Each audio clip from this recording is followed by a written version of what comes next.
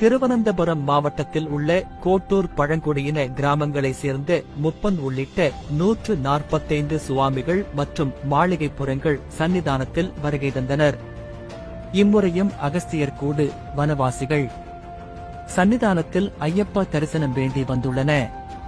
திருவனந்தபுரம் மாவட்டம் கட்டக்கடா தாலுகாவில் உள்ள குச்சிச்சல் பஞ்சாயத்தில் அமைந்துள்ள கோட்டூர் முண்டானி மாடன் தம்புரான் கோயிலில் இருந்து குரு சுவாமி வினோத் முண்டானி தலைமையில் 145 பேர் கொண்ட குழுவினர் ஆண்டுதோறும் ஐயப்பனுக்கு காட்டில் விளையக்கூடிய பழங்கள் தேன் ஆண்டுதோறும் கொண்டு வந்து கொடுத்து ஐயனை தரிசனம் செய்கின்றனர்.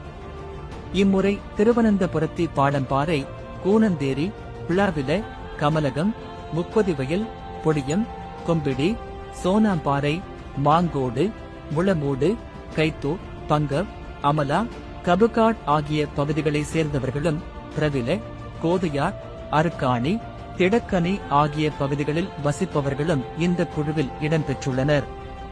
அகஸ்தியர் கூட ஆதிவாசிகள் மூங்கில் குச்சிகளில் நிரப்பப்பட்ட காட்டுத்தேன், கதலிக்குழம்பு, குந்திரிகம், கரும்பு போன்ற வனப் பொருட்களையும் பூக்கூடைகள், பூந்தொட்டிகள் போன்ற கைவினைப் பொருட்களையும் ஐயப்பனுக்கு வழங்கினர்.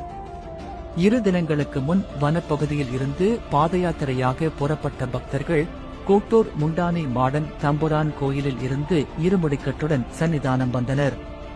18ஆம் படி ஏறி கருவறையை அடைந்ததும் ஐயப்பனுக்கு காட்டில் இருந்து சேகரித்த காட்டுத்தேன், கரும்பு, மஞ்சள், வாழைப்பழம் ஆகியவற்றை குழுவினர் காணிக்கையாக செலுத்தினர்.